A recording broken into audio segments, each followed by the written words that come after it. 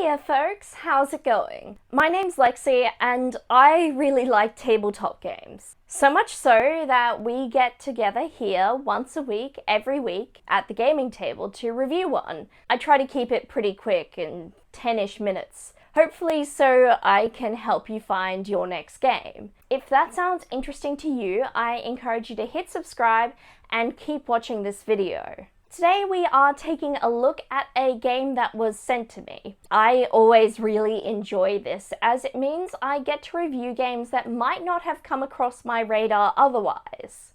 If you have made a game and you would like to see it here on the gaming table, the best way to reach out to me would be via the email address in my description box. I will admit I have a sizable backlog of games that I need to get through, so it might take a while for your game to be featured here. I do still want to hear about what you're working on and see if we can work something out. Also, before I start today, I need to thank the kind folks who have donated to my Ko-Fi page. Today I am reviewing a game that I could only be sent a digital file copy of. So that I can review these games, I then get them printed and bound locally. The money from my Ko-Fi page goes directly towards funding this. So a big thank you to everyone who has ever donated to my Ko-Fi page. Today we are taking a look at a game that was originally published as a zine, I think, by the good folks at Gamernomicon. This is a game about playing mischievous fae. This game takes place at a very special time of year, a solstice or equinox, where the veil between the fae world and the human world is particularly thin. In these times, the fae and human often meet and mix, though sometimes unknowingly. In this time, the players, playing goblins, will get together and scheme. You have a short time in the human world to achieve your goals. Perhaps you want to trick a human into going down the wrong path, or you want to encourage a child into mischief, or perhaps something else. Your goblins have a variety of reasons for going out and doing this. Perhaps they owe someone a favor. Perhaps there is profit to be found in this venture, or they just like causing trouble. While each of these goblins have their own reason, it has drawn them to work together.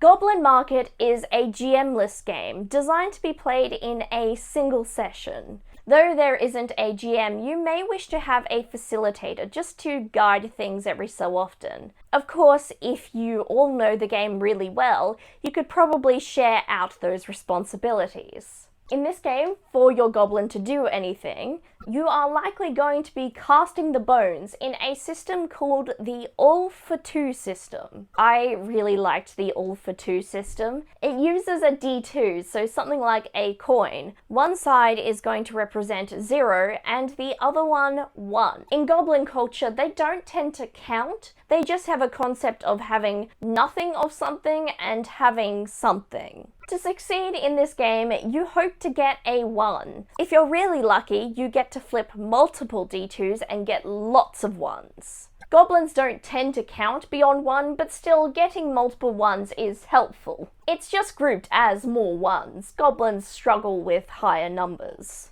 I will say it did take me a minute or so to fully get the all-for-two system properly. When making a goblin, you start out with 5 vigor. This is kind of a general pool of your physical health and mental fortitude or strength of will. You then get to assign 2 points to each of the goblin's 3 attributes: muscle, smart, and guile. You then assign an extra 1 to one of these of your own choice. Throughout the adventure, you might get to improve these, but each attribute can't go beyond a 6. You then pick an aspect for your goblin. This might give them an additional advantage of some kind, but it also alters their appearance. There is a rat aspect, so of course that is my favorite immediately. Each goblin then gets an instinct, something they're just naturally good at. One of the examples they provide is vocal mimicry. One of the most extensive sections in this game for you to choose a character trait from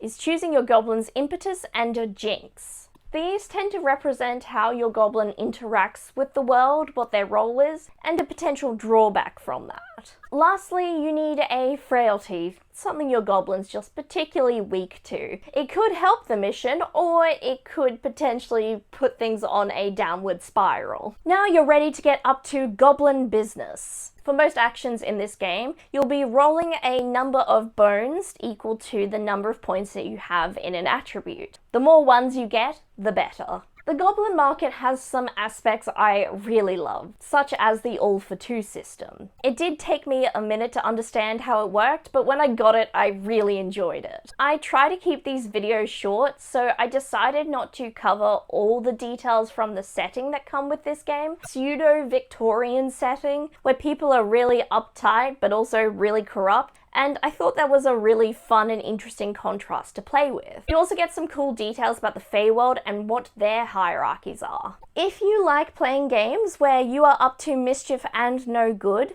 Goblin Market is going to be a great time. Of course, some of this potential mischief is actually pretty unpleasant, so you might want to discuss with your group what level of evil you're willing to get into.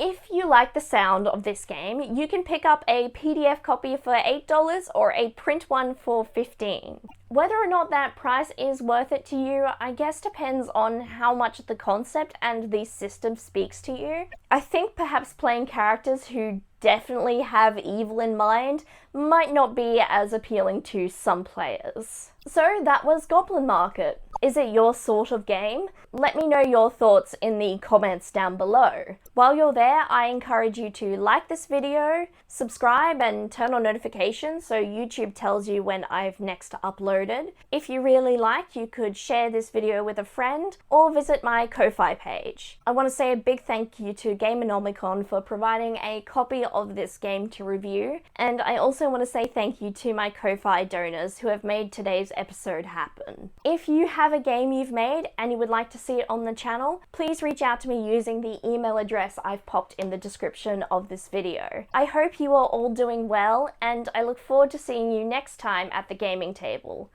Bye!